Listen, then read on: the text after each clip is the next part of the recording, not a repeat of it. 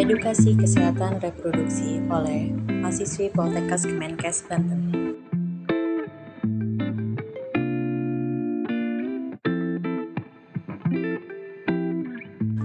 Apa itu kesehatan reproduksi? Apakah ada yang tahu pentingnya kesehatan reproduksi? Kesehatan reproduksi adalah suatu keadaan sehat secara menyeluruh, mencakup fisik, mental, dan kehidupan sosial yang berkaitan dengan alat, fungsi, serta proses reproduksi. Kesehatan reproduksi bukan hanya kondisi yang bebas dari penyakit, melainkan bagaimana seseorang dapat memiliki kehidupan seksual yang aman dan memuaskan. Remaja harus mengerti tentang perubahan yang dialami remaja akibat masa peralihan dirinya dari masa anak-anak menjadi masa remaja. Hal itu yang disebut dengan pubertas. Perubahan tubuh pada remaja perempuan yaitu payudara yang membesar, suara yang berubah, pinggul membesar, hingga tumbuhnya rambut pada ketiak dan bagian kelamin. Sedangkan pada laki-laki, tumbuhnya kumis, jenggot, dan bulu dagu. Suara yang berubah, dada menjadi lebih bidang, tumbuh rambut pada ketiak dan alat kelamin, massa otot lebih besar terutama pada bagian lengan dan dada, buah zakar yang lebih besar dan dapat menghasilkan sperma. Selain itu, remaja lelaki maupun remaja perempuan akan mengalami masa dalam berjerawat dan akan lebih banyak menghasilkan keringat dari tubuhnya. Selain dari perubahan tubuh pada remaja, pubertas juga membuat laki-laki mengalami mimpi basah yang pertama kali dan perempuan mengalami menstruasi pertamanya atau yang disebut dengan menarche.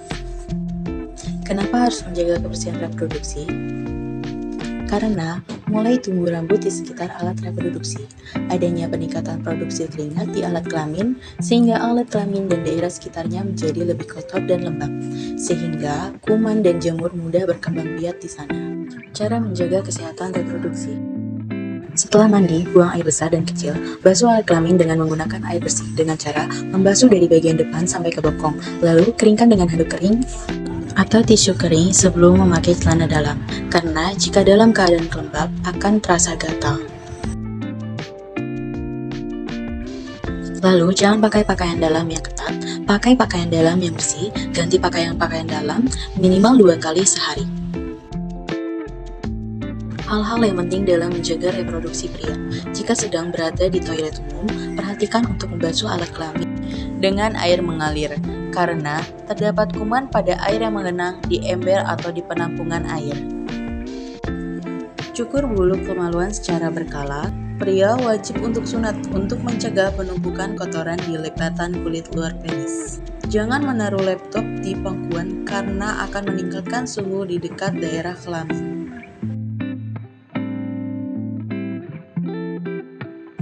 Hal-hal yang penting dalam menjaga reproduksi wanita. Pada saat menstruasi, dinding bagian dalam vagina akan terbuka. Oleh karena hal itu, beresiko terkena infeksi, sehingga wanita diharuskan untuk menjaga kebersihan dengan cara mandi minimal 2 kali sehari, keramas, ganti pembalut setiap 4-8 jam sekali.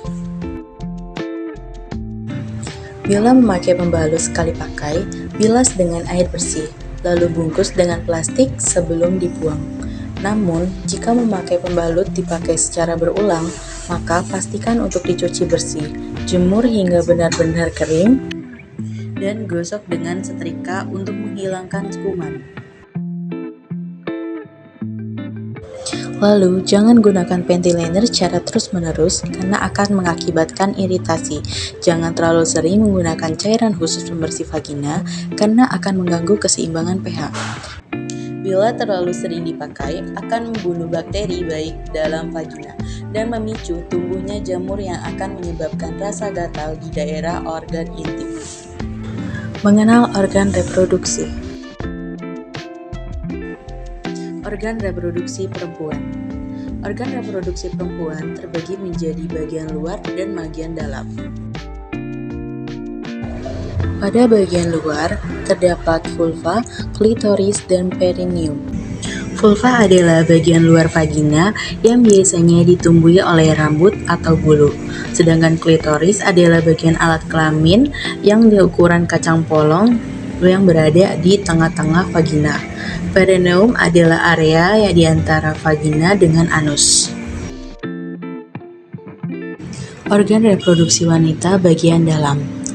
Ovarium merupakan tempat pembentukannya sel telur dan hormon estrogen juga progesteron. Hormon estrogen dan progesteron merupakan fungsi dari siklus menstruasi, sedangkan sel telur adalah proses awal untuk menjadi janin. Sel telur yang telah matang akan dialirkan menuju uterus melalui tuba Fallopi.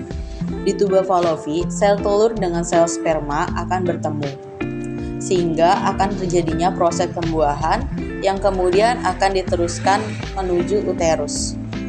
Di uterus, sel telur yang telah dibuahi akan dikembangkan menjadi janin. Namun, jika gagal atau tidak dibuahi, maka akan luruh ke dalam darah haid yang kemudian akan dikirimkan ke serviks atau dinding rahim.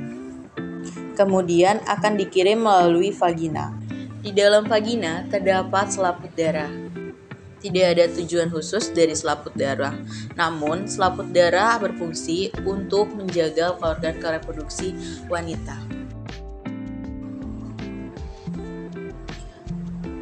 Organ reproduksi laki-laki.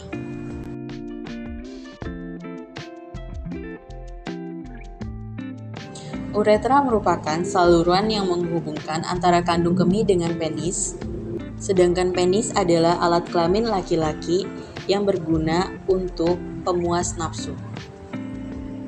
Skrotum berfungsi untuk menjaga suhu agar tetap optimal.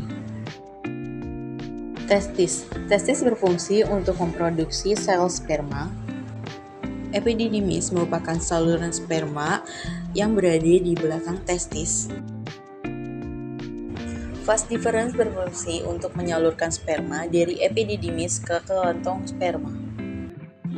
Tulang kemaluan merupakan area panggul atau bawah perut, berfungsi untuk melindungi organ-organ reproduksi, saluran kemih, dan pencernaan.